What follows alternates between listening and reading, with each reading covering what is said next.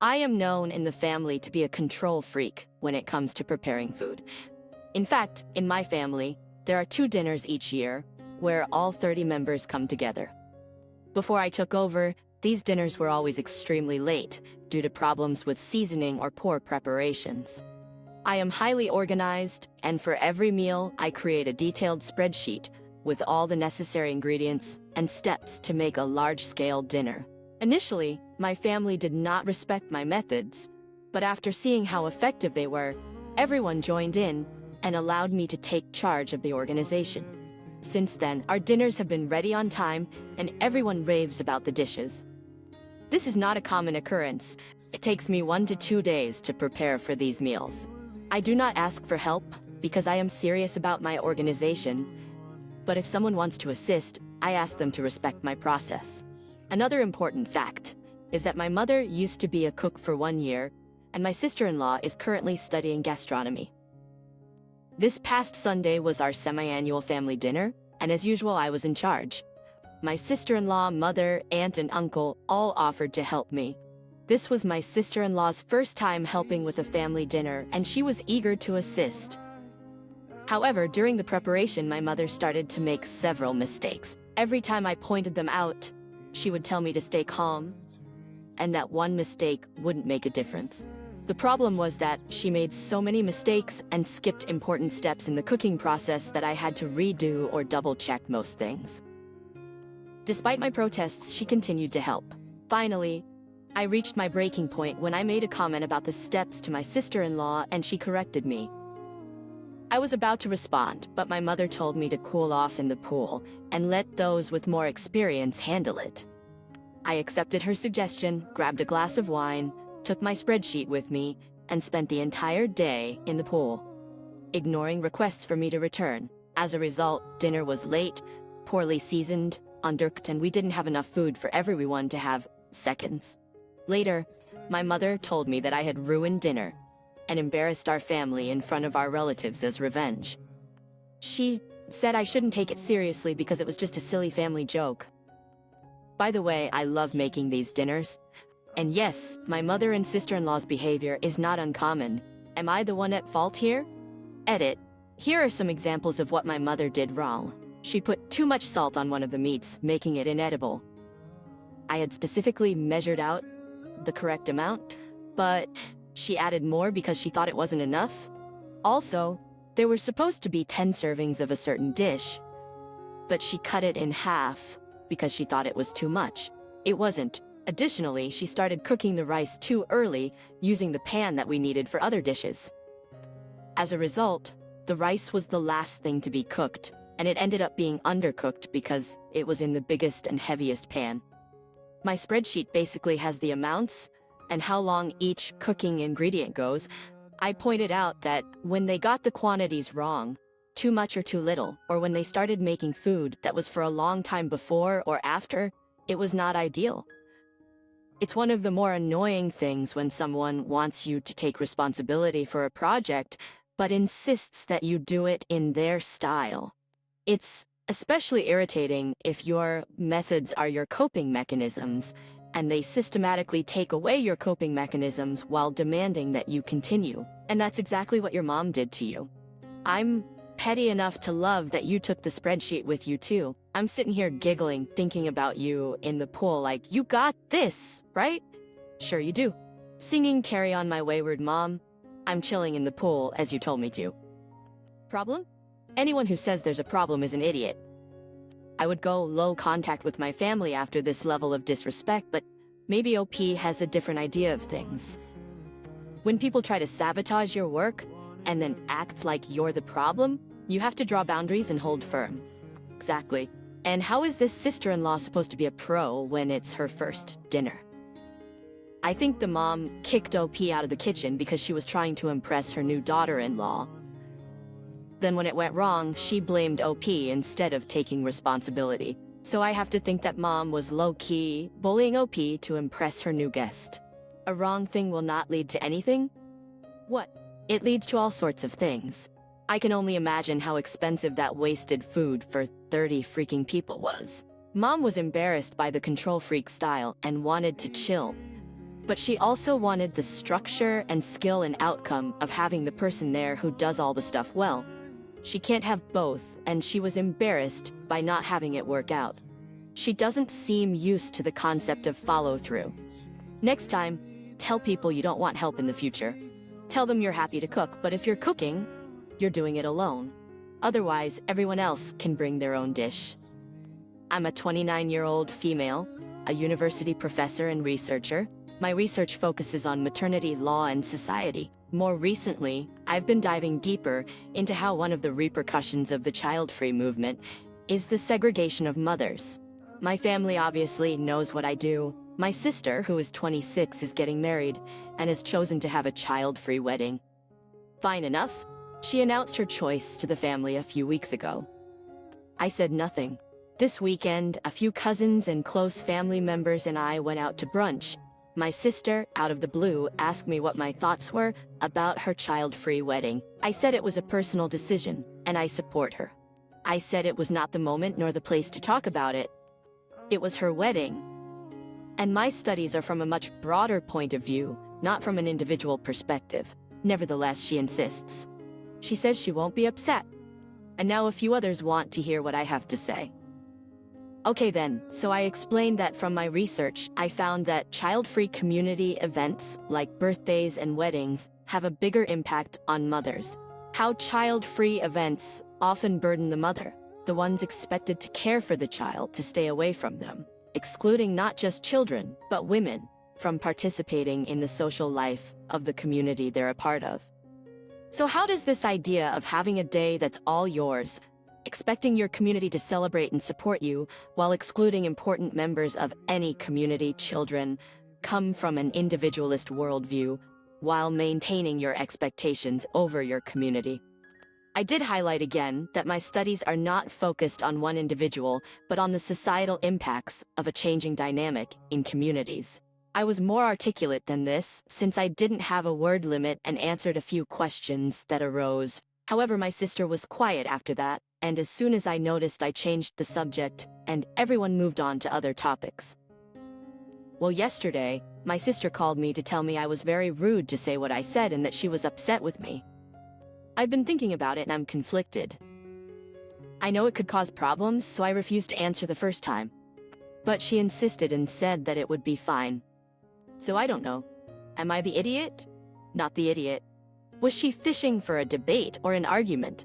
She got the answer she asked for, knowing very well about what you research. Very well said, by the way. I've never seen child-free events from that perspective. You did everything right when giving your thoughts, after being deliberately asked for them. I'm not sure what she expected, unless it was to validate her having a child-free wedding. It's weird that she would ask and reassure you she won't be upset, and then call you rude. You not only warned her, but gave her the information in a very professional manner. I wouldn't have been upset if it were me. I would go ahead with my child-free wedding, but it would give me food for thought. Also, thank you. I appreciate this input on the societal aspect of child-free weddings. It's an angle I've never thought of before, and it's interesting. Your broad themes and conclusions make total sense. I can absolutely see how that would happen. Not limited to weddings, but I've seen this happen in one friend group, which really sucked for the mom in question. She was lonely, isolated, and doing an unfair share of parenting. Your position clearly not only has merit, but also has support garnered from a body of social science research. So I wouldn't just dismiss it as unimportant or untrue. Certainly it wasn't rude for you to share it. I just got married to Tom 3 weeks ago. I can't wait to spend the rest of my life with him. We just returned from our honeymoon in Japan a week later, and I got the wedding photos. My sister was a photographer since she has a business and wanted to gift us all the photos and videos. One of my bridesmaids, Hannah, had her dad pass away suddenly in a freak accident before the wedding. She has a necklace he bought her a few years ago, and she wanted to wear it on our wedding day, something she had asked for on that day.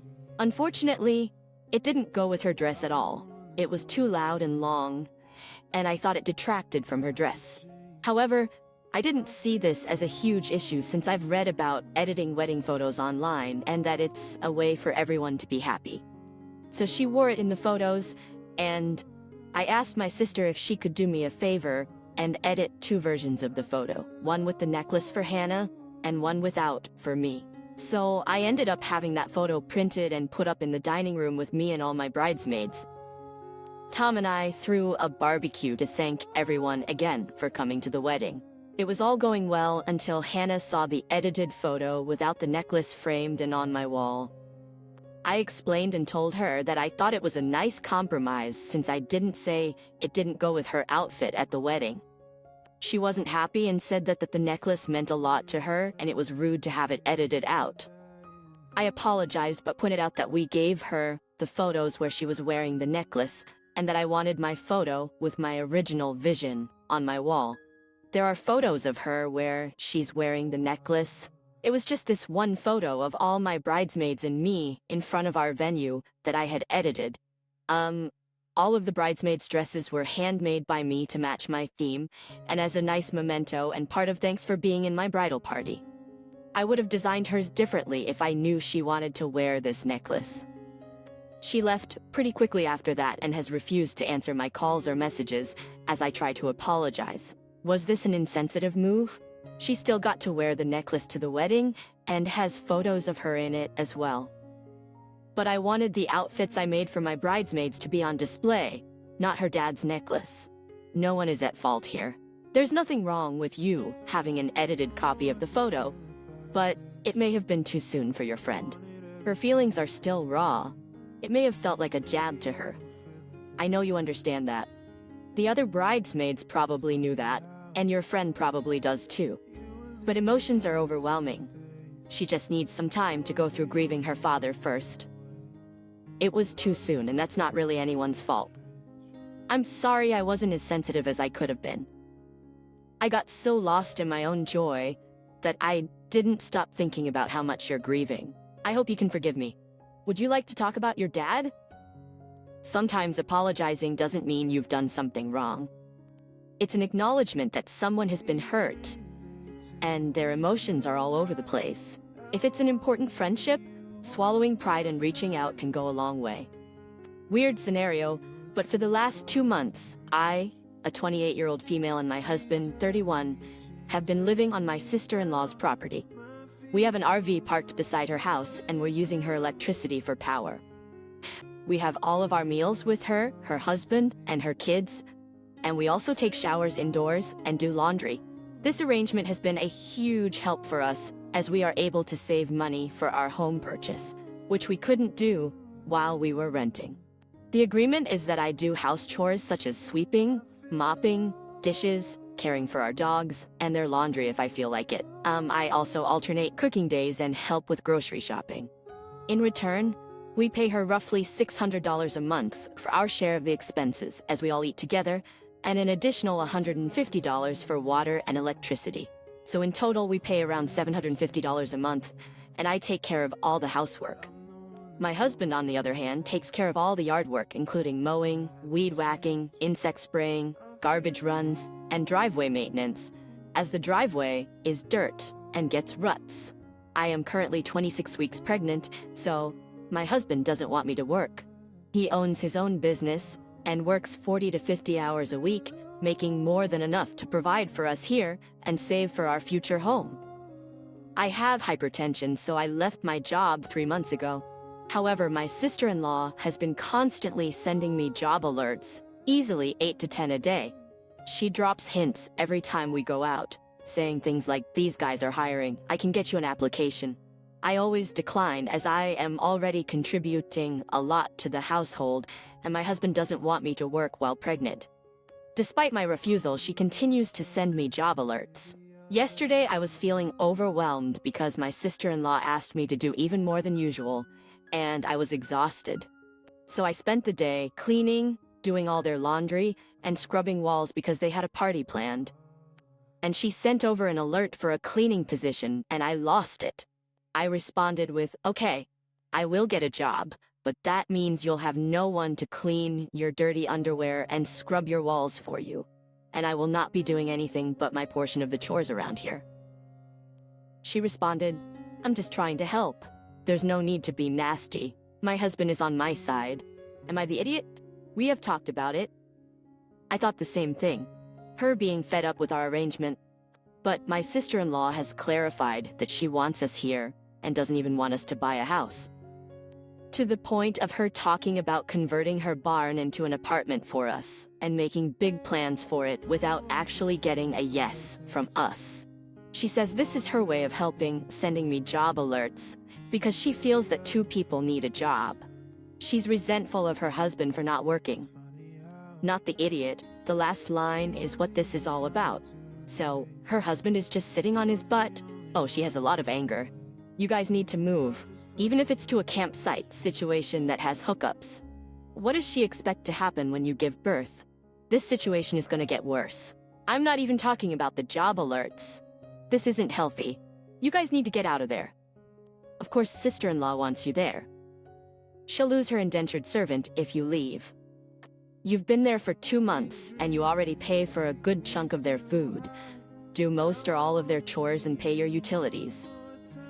This is ridiculous. They're using you to help them with their finances and housework. You have a high-risk pregnancy. None of this is good for you. Exactly. OP, for $750 a month, you can rent a spot for your RV, likely with extra accommodations that benefit you instead of sister-in-law, without the headache of dogs, cats, kids, secondhand smoke, and her lazy husband. Look after the little one and your own well-being, both mentally and physically. You're not the idiot. I kind of feel sorry for sister-in-law. It sounds like she's projecting and maybe even struggling mentally, but you can be supportive from afar.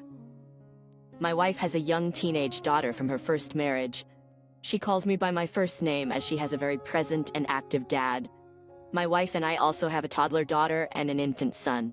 Originally, my daughter was calling me Daddy, but recently she's been calling me by my first name. I let it go for a bit, but after a few months, it wasn't stopping. I know it's innocent, and she's only doing it because her sister is. I don't make a big deal out of it. For example, if she says, "Can I please have some juice, Justin?" I'll respond, "Daddy will get you some juice." I've gently told her before that I'm Dad or Daddy. Her sister calls me by my first name because she already has a dad. I'm not offended by this at all. I understand it's normal. I just want to correct it now, before it becomes a habit and never ends, especially since we have a younger child who will soon learn how to talk. My wife thinks I'm overreacting and should just let her call me whatever she wishes.